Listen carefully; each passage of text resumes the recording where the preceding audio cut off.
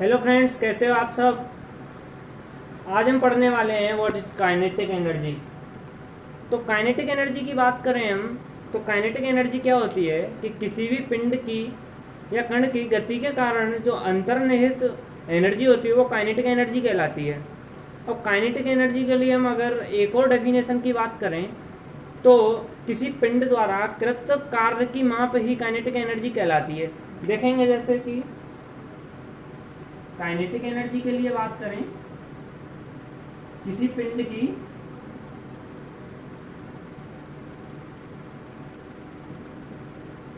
गति के कारण जो अंतर्निहित एनर्जी होती है वही काइनेटिक एनर्जी कहलाती है। अब एक और इसकी डेफिनेशन होती है,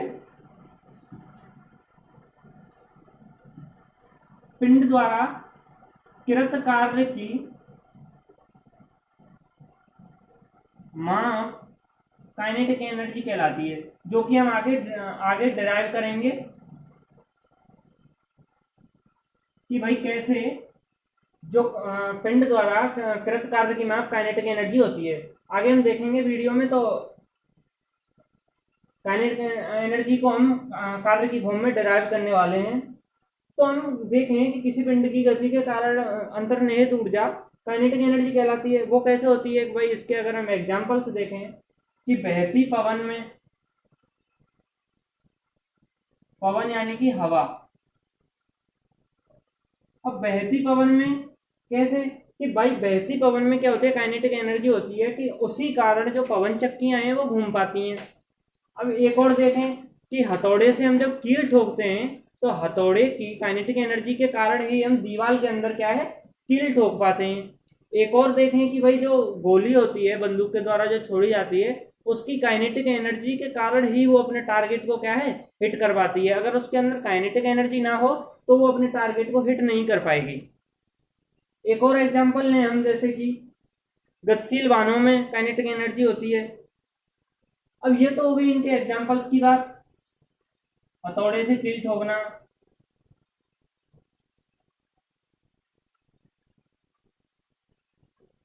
एक और एग्जांपल होता है इसका बहते पानी में,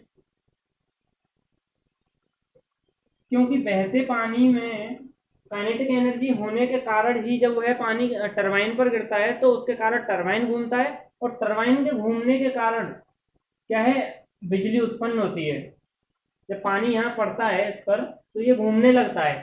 मान लो ये कोई टरबाइन है, यहाँ से पानी आया, इसके ऊपर पानी पड़ा तो ये क्या है, एकदम से घूमने लग जाता है बहुत जोर जोर से। इसके कारण क्या है, बिजली उत्पन्न होने लग जाती है। एक और एग्जांपल देखें, बंदूक द्वारा गोली दागना।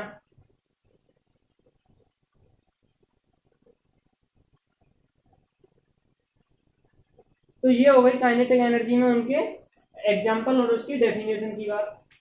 अब जैसा कि मैंने बताया कि पिंड द्वारा कृत कार्य की माप काइनेटिक एनर्जी होती है। अब इसको चलो हम डिराइव करते हैं कि ये कैसे आता है। तो इसके लिए हम व्यंजक देखें।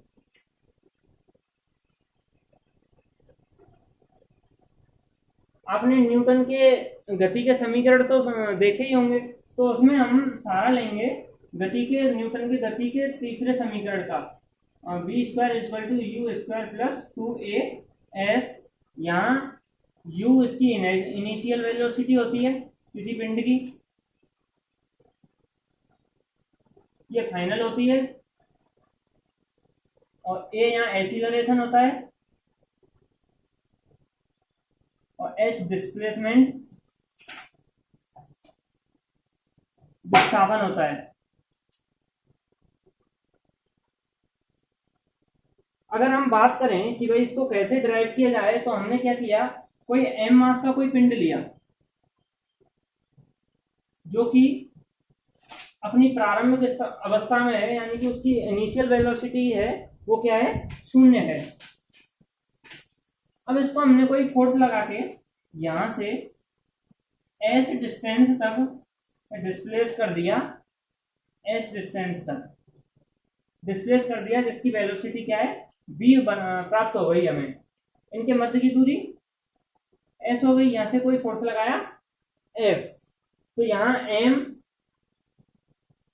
द्रव्यमान है, ए एक्सीलरेशन है, यू इनिशियल वेलोसिटी है जो कि 0 है, और वी फाइनल वेलोसिटी है। अब यहां क्या होता है कि जो फोर्स है वो क्या है, विस्थापन की दिशा में है। जैसा कि हमने वर्ग के पिछले चैप्टर में पढ़ा था, पिछले लेक्चर में देखा था कि अगर फोर्स विस्थापन फोर्स की दिशा में हो तो उसके लिए किए गए कार्य का मान वर्ग डन बाय क्या होता है, F S.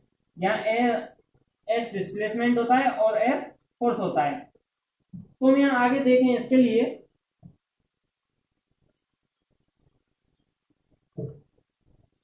W equal to F dot S.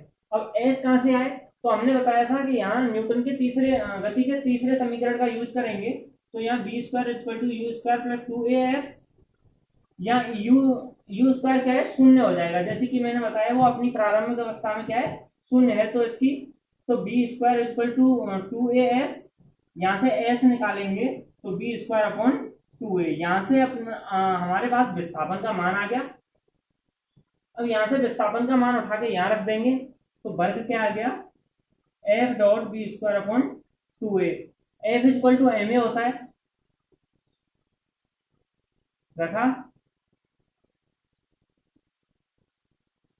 ए से ए गया तो वर्ग क्या आ गया हमारे पास, 1/2 mv स्क्वायर।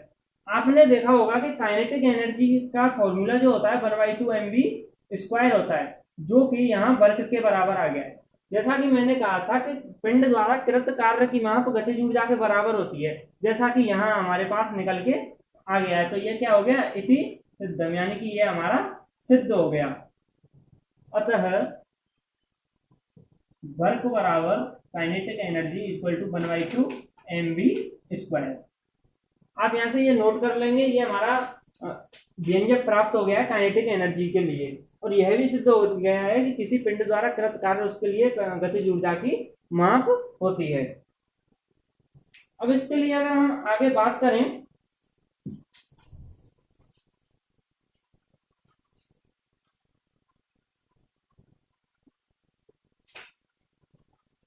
अगर गतिज ऊर्जा के लिए बात करें किसी निर्देश तंत्र में, कि गतिज ऊर्जा पर निर्देश तंत्र का क्या इफेक्ट पड़ता है, तो गतिज ऊर्जा पर निर्देश तंत्र का क्या है इफेक्ट, वो हम देखते हैं कि मान लो कोई भी v वेग से जाती हुई कोई ट्रेन है, उसके अंदर कोई यात्री बैठा है,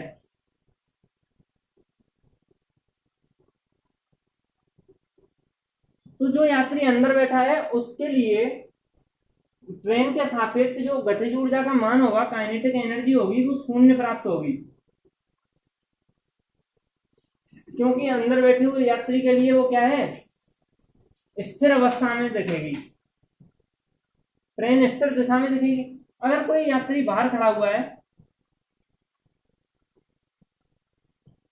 और किसी बाहर खड़े हुए यात्री के सापेक्ष अगर हम देखें काइनेटिक एनर्जी का मान, तो 1/2 mv स्क्वायर प्राप्त होता है। अतः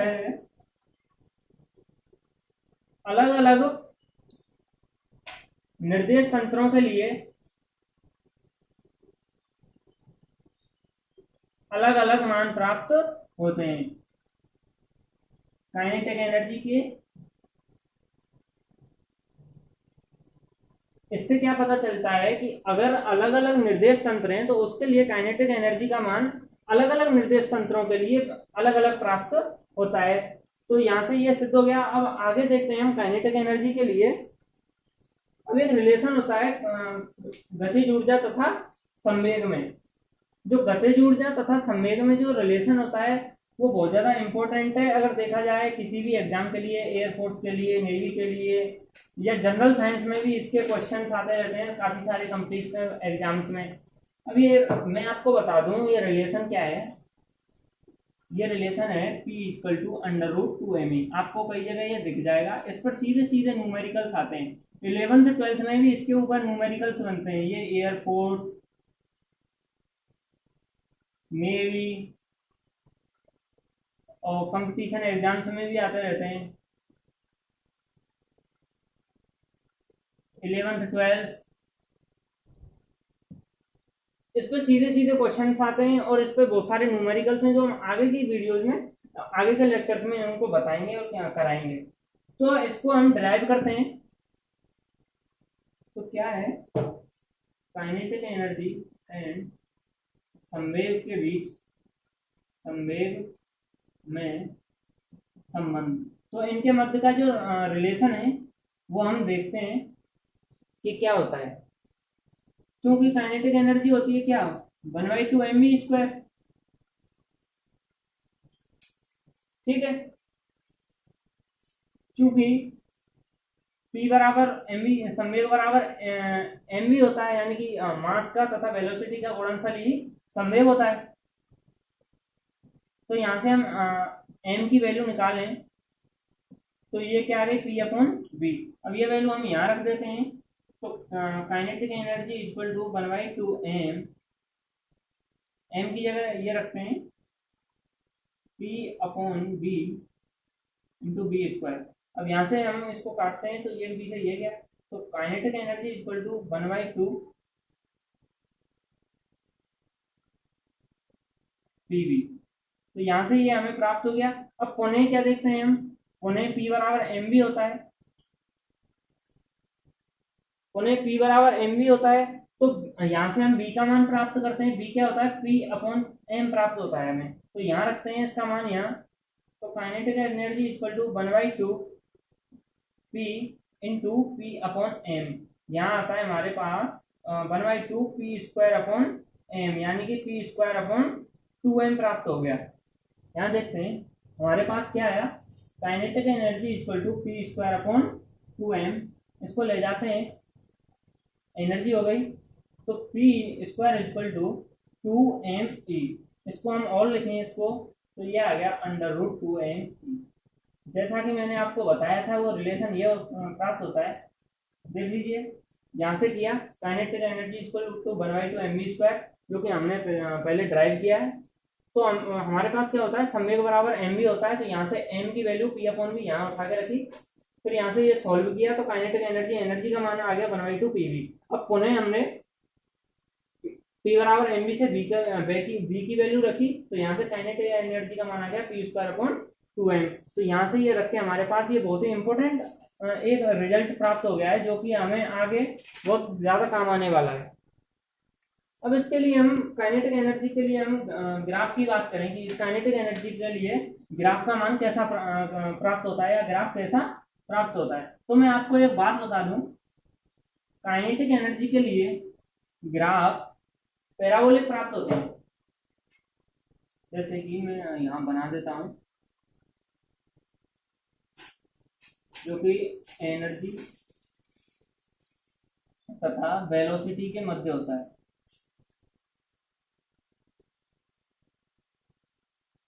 याद रखेंगे आप, काइनेटिक एनर्जी के लिए जो ग्राफ आता है वो पैराबोलिक आता है।